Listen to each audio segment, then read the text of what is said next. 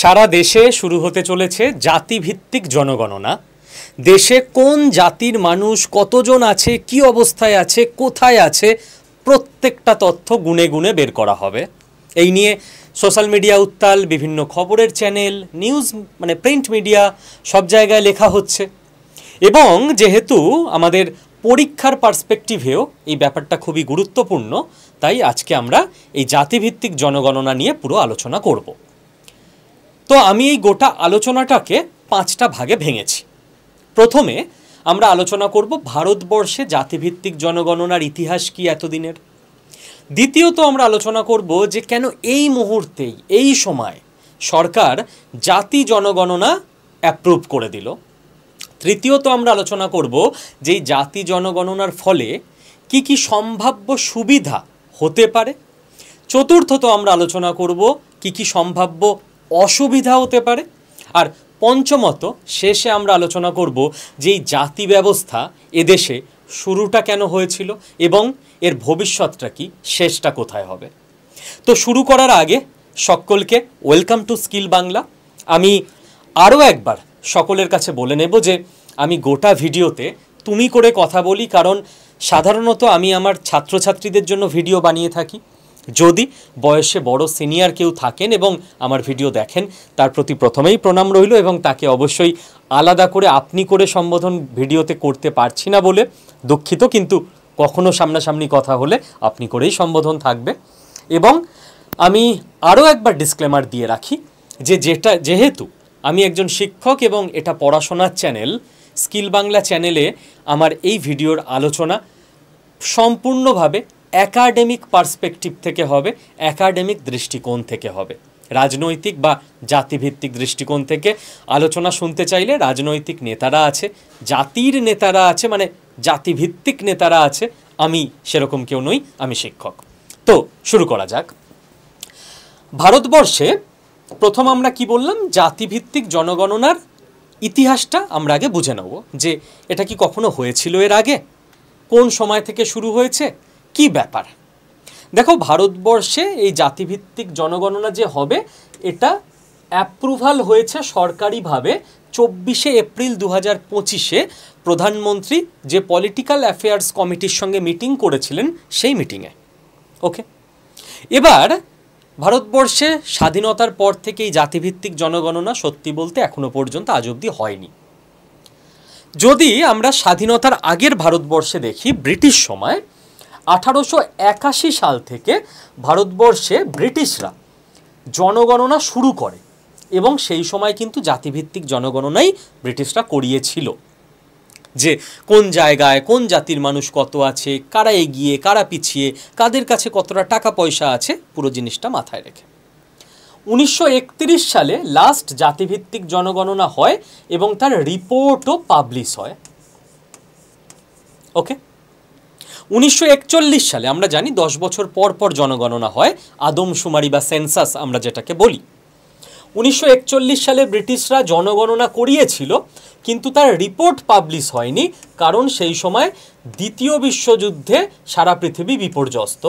তো জনগণনা হলেও জাতিভিত্তিকই হয়েছিল, কিন্তু রিপোর্ট আসেনি। এদিকে 1947-এ দেশ স্বাধীন হয়ে গেল, মানে 10 বছর পর 1941-এর 1951-এ যখন জনগণনা শুরু হলো তখন স্বাধীন ভারতবর্ষ। এই সময় থেকে কিন্তু জাতিভিত্তিক জনগণনা বন্ধ করে দেওয়া হয়, কারণ আমাদের দেশের সে সময়ের রাষ্ট্রনেতারা, মন্ত্রীরা, যারা আইন প্রণেতা, তারা মনে করেন যে জাতি ব্যবস্থাকে আস্তে আস্তে দেশ থেকে যদি সাইডলাইন করতে হয় তাহলে জাতিভিত্তিক গণনাটাকেও সরিয়ে দিতে হবে, না হলে সমাজে অশান্তি বাড়বে বই কমবে না। তো 1951-র পর থেকে আজ পর্যন্ত আমাদের কাছে আর কোনো জাতিভিত্তিক জনগণনার রিপোর্ট নেই। এবার একটা কথা বলি, 2011 সালে কিন্তু জাতিভিত্তিক জনগণনা হয়েছিল। অ্যাকচুয়ালি 2011 সালে দুটো নতুন ব্যাপার হয়েছিল, এক জাতিভিত্তিক জনগণনা, আর দুই হাউস হোল্ড, কার কি প্রপার্টি রয়েছে, কার বাড়িতে সাইকেল আছে, কার বাড়িতে এসি আছে, কার বাড়িতে ফ্রিজ আছে। যদি তোমরা মনে করতে পারো 2011 সালে এই ডেটাগুলো কিন্তু বাড়িতে এসে নেওয়া হয়েছিল। এবার হাউস হোল্ড ডেটার তো নেওয়া হয়েছিল, সে তার ওপর কাজও হয়েছে, ঠিক আছে।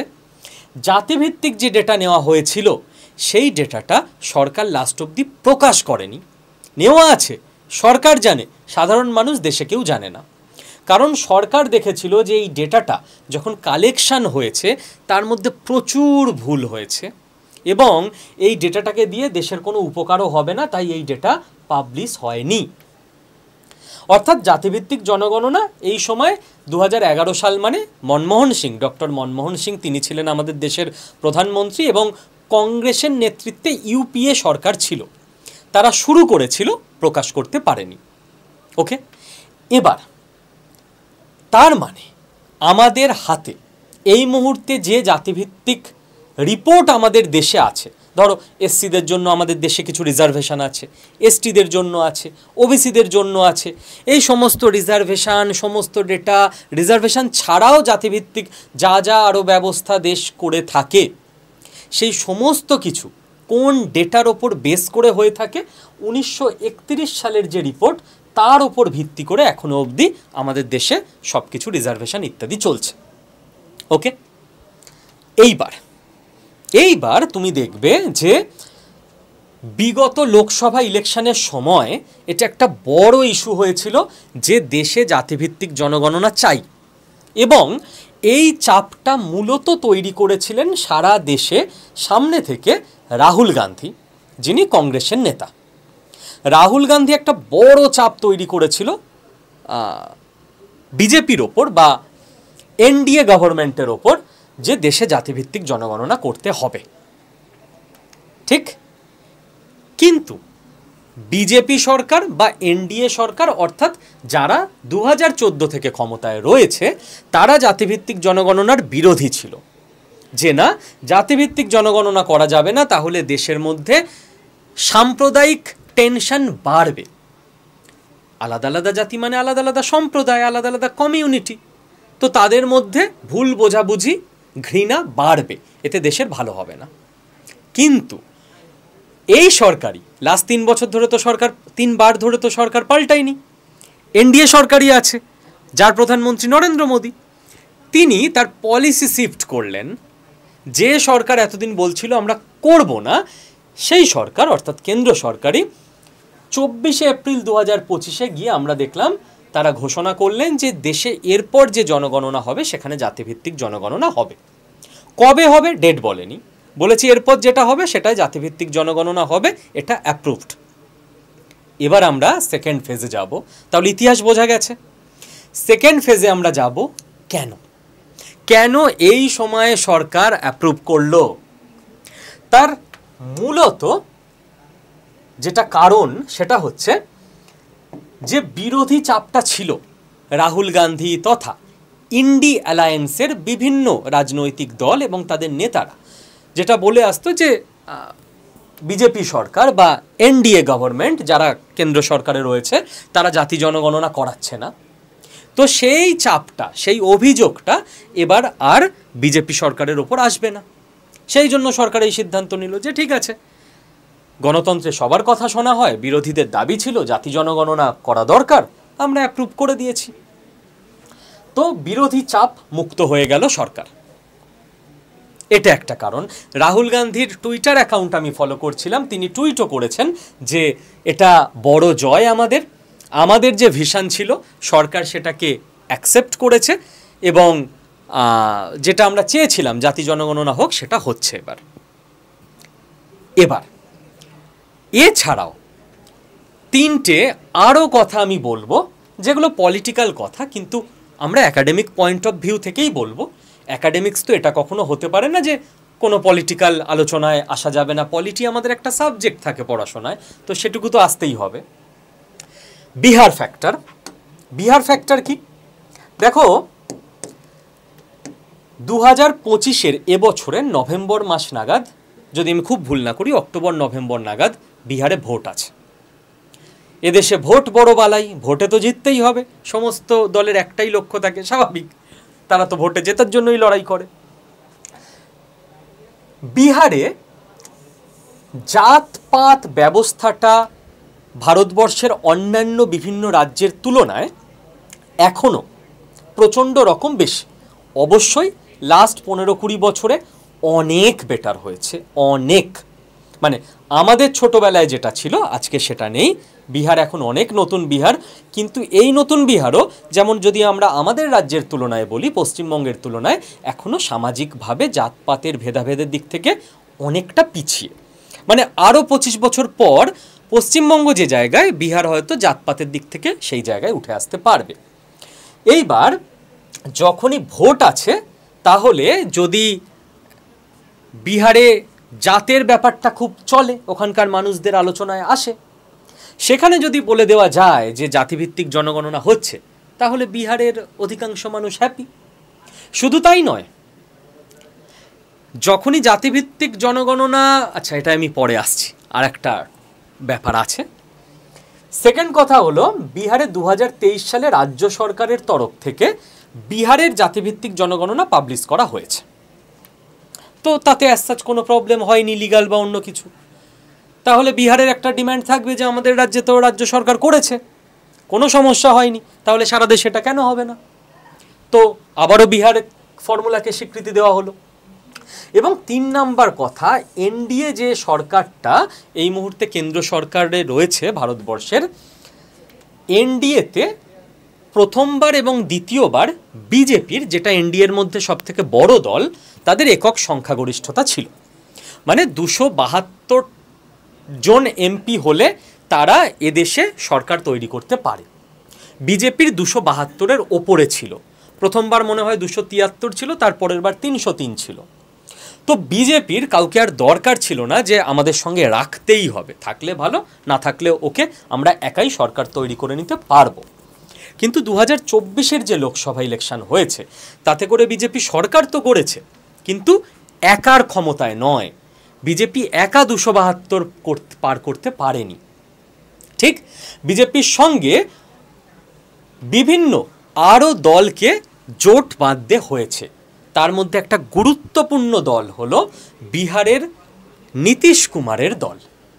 ঠিক আছে, এই যে নীতিশ কুমার, ইনি বিহারের এই মুহূর্তের মুখ্যমন্ত্রী, এবং নীতিশ কুমারের দলের এমপিদের সাপোর্ট নরেন্দ্র মোদী তথা বিজেপি দলের চাই নেক্সট 4 বছরের জন্য, 2029-এর ইলেকশন পর্যন্ত অন্তত, না হলে সরকার টিকিয়ে রাখা যাবে না।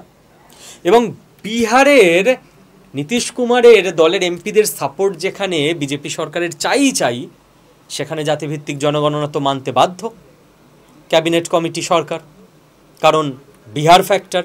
নীতিশ কুমার যদি সরকার থেকে সাপোর্ট তুলে নেয়, সরকার পড়ে যাবে। দেশে সরকারকে বাঁচিয়ে রাখতে মেনে নিতেই হবে। বোঝা গেল কেন এই সময় বিহার ভোট যখন 2025-এ, তখন বিহার ফ্যাক্টরকে মাথায় রেখে এই অ্যাপ্রুভাল দেওয়া হলো। 3 নাম্বার পার্টে চলে আসি, যে জাতিভিত্তিক জনগণনা দেশে হলে সুবিধা কি হবে। দেখো, সুবিধা যেটা হবে সেটা হচ্ছে ডেটা কারেকশন করা যাবে। যে 1931-এর ডেটার ওপর ভিত্তি করে আমরা এখনও সব সিদ্ধান্ত নিচ্ছি, কিন্তু এই লাস্ট 100 বছর অলমোস্ট হয়তো চললো, 100 বছরে তো অনেক কিছু পাল্টে গেছে। কোনো 1931-এ হয়তো কোনো নির্দিষ্ট জাতির লোক বেশি ছিল, এখন হয়তো তাদের জাতির লোক পার্সেন্টেজে কমে গেছে, অন্য একটা জাতির লোক বেড়ে গেছে। এখানে রাহুল গান্ধী, যিনি দেশের বিরোধী দলনেতা, তিনি একটা ডিম্যান্ড করেছিলেন আগের বছর থেকেই, কয়েক বছর থেকেই করছেন, জিতনা আবাদি উতনা হক, যে কোনো জাত, এসসির মধ্যে নির্দিষ্ট কোনো জাতি আছে, জাতি আলাদা আলাদা প্রচুর হয়, ঠিক আছে, মানে নামই শোনোনি বেশিরভাগের, খুব স্বাভাবিক, এত জাতি হয় ভারতবর্ষে, যে নতুন করে দেখা যাবে যে আচ্ছা এই এসসির মধ্যে বা ওবিসির মধ্যে নির্দিষ্ট অমুক জাতি, ওরা বেশি পিছিয়ে আছে, তো ওদের বেশি সুবিধা দাও। ওবিসির মধ্যে অমুক জাতি, ওরা পিছিয়ে ছিল, এখন আর পিছিয়ে নেই, এখন ওদেরকে ওবিসি থেকে বের করে দাও। ওবিসির মধ্যে 2টো জাতি পিছিয়ে আছে, এদের পার্সেন্টেজ বেড়ে গেছে, এদের লোক বেশি, তো এদেরকে বেশি রিজার্ভেশন দাও।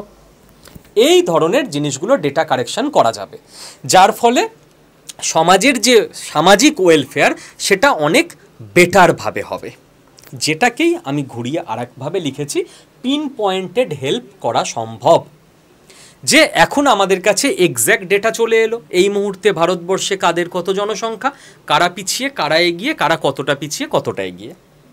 এবার সায়েন্টিফিক উপায়ে র্যাশনাল ওয়েতে সেই রকমভাবে হেল্প করা যাবে, যে অমুক সম্প্রদায় পিছিয়ে ওদের হেল্প করে দাও, অমুক সম্প্রদায় এগিয়ে ওদের হেল্প লিস্ট থেকে বের করে দাও।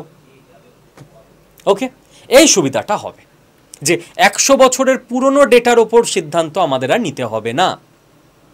অসুবিধা কি কি হবে? অসুবিধা মূলত 4 রকম হবে।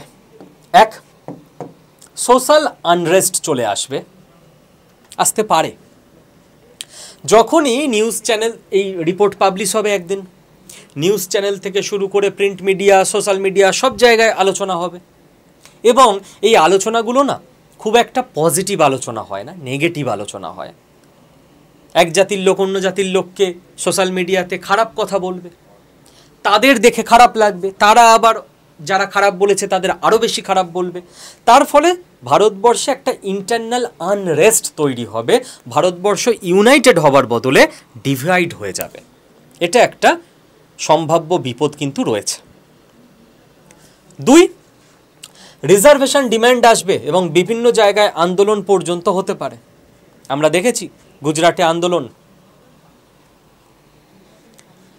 নতুন সিস্টেমে হয়তো দেখা গেল রিপোর্ট পাবলিশ হয়ে যে এ শ্রেণী তাদের লোক বেশি, তাদের রিজার্ভেশন পার্সেন্টেজ কম, তারা এবার রাস্তায় নামবে না যে আমাদের রিজার্ভেশন পার্সেন্টেজ বাড়াতে হবে। রিজার্ভেশন পার্সেন্টেজ বাড়াতে হবে মানে কি? কারোর থেকে তো কমিয়েই তুমি ওদের বাড়াবে।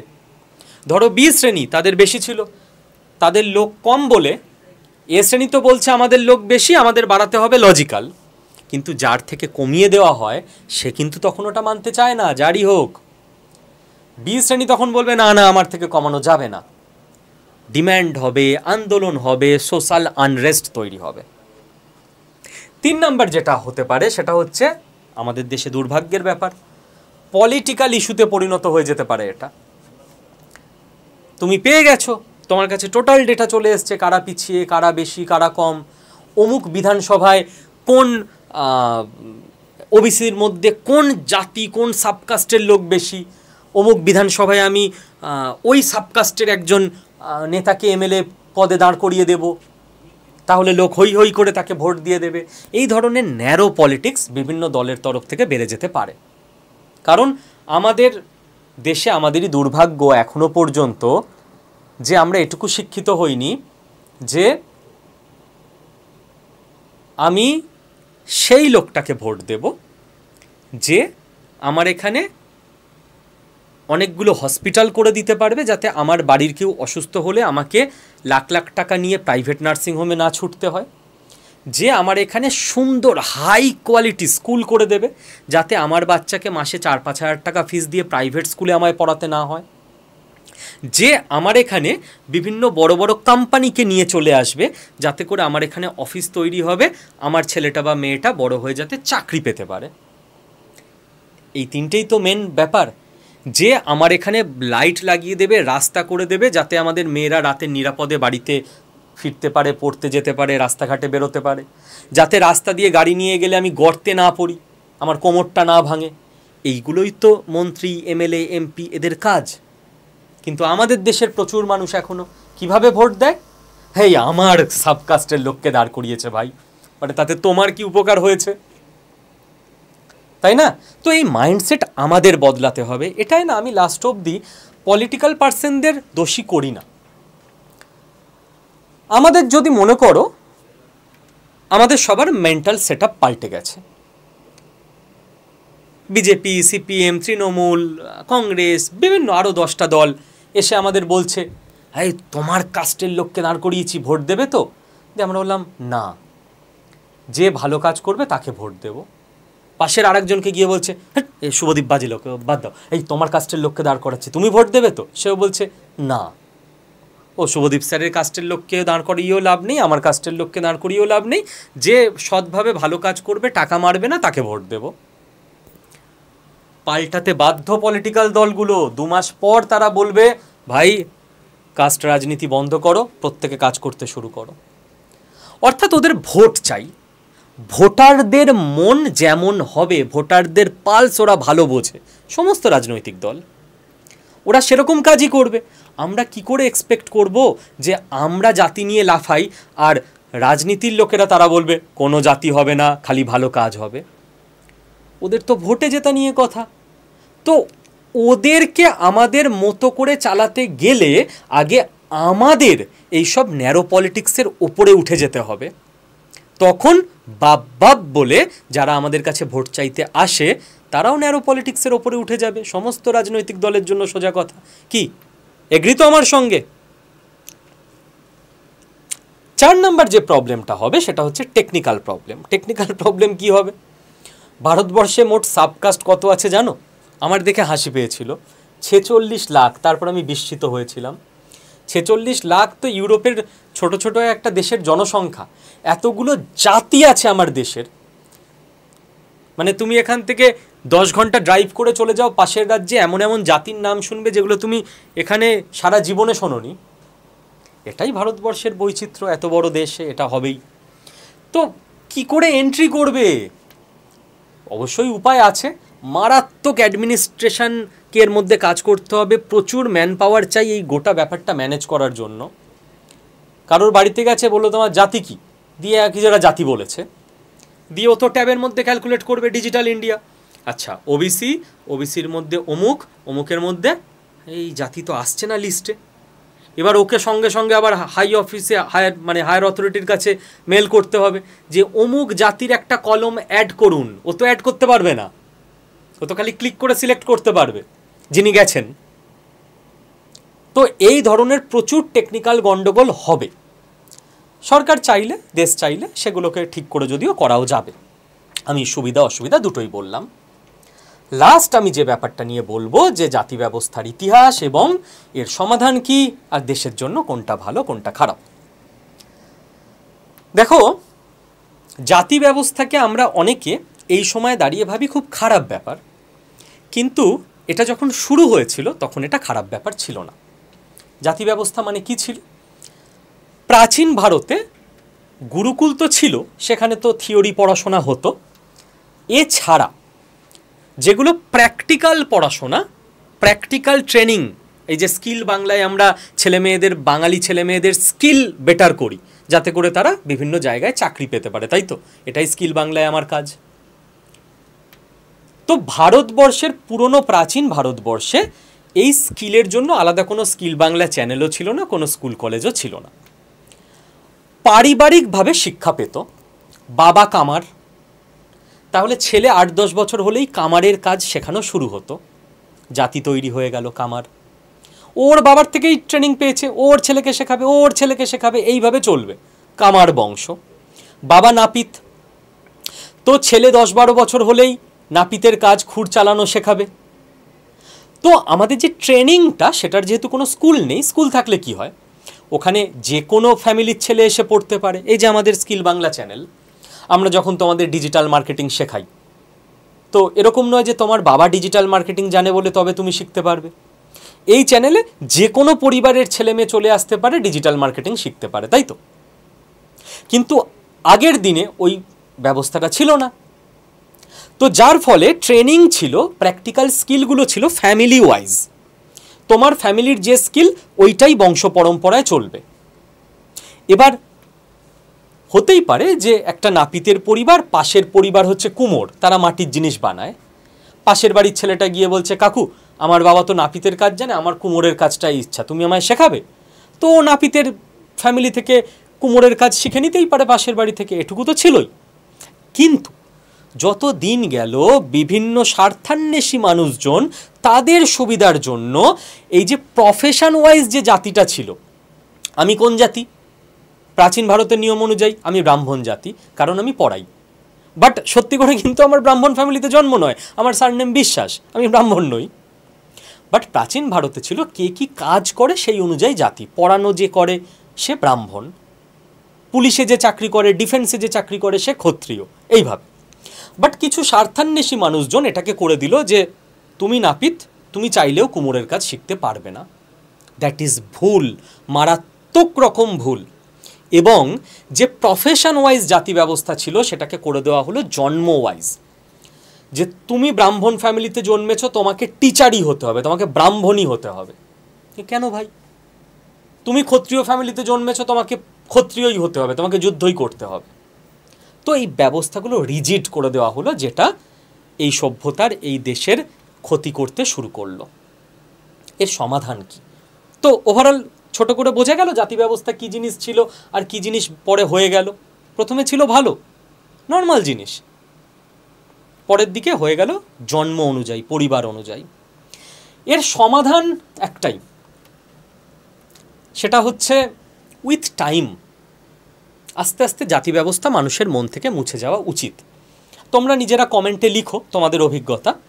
আমার ছোটোবেলায় আমার পাড়ায়, প্রতিবেশীদের মুখে, বাড়িতে, আত্মীয় স্বজনদের কাছে জাত নিয়ে অনেক আলোচনা শুনতাম। সত্যি কথা, লুকোনোর কিছু নেই। আমিও তো তোমাদের মতোই একটা ফ্যামিলি থেকে উঠে এসেছি, আলাদা তো কেউ নই। কারোর বিয়ে হয়েছে, এই মেয়ের বাড়ির টাইটেল কি, সারনেম কি, কোন জাতের ওরা, জিজ্ঞেস করতোই করতো। 10টা বিয়ে হলে 9টা বিয়েতে।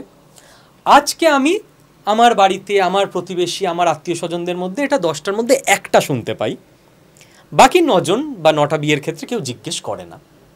তো এটা না রাতারাতি পাল্টানোর কোনো জিনিস নয়, এটা উইথ টাইমই চেঞ্জ হবে। হ্যাঁ, তাতে করে আমাদের সবাইকে চেষ্টা করতে হবে যাতে ওই টাইমটা তাড়াতাড়ি কেটে যায়, যাতে এটা বেশি ডিলেড না হয়। কেন? দেশের জন্য, ইন্ডিয়ার জন্য। স্যার মানে সারা পৃথিবীতে ইন্ডিয়া ছাড়া আর যত দেশ আছে 200টা মতো, তার মধ্যে 185টা বা 90টা দেশই, বাকি সব দেশ কোনো একটা নির্দিষ্ট কমিউনিটিকে নিয়ে তৈরি হয়েছে। কোনো দেশ ধর্মের ভিত্তিতে তৈরি হয়েছে, পাকিস্তান। কোনো দেশ ভাষার ভিত্তিতে তৈরি হয়েছে, ঠিক আছে, বাংলাদেশ, বাংলা ভাষা। কোনো দেশ কালচারের ভিত্তিতে তৈরি হয়েছে, ফ্রেঞ্চ, ইংল্যান্ড, মানে ফ্রান্স, ইংল্যান্ড।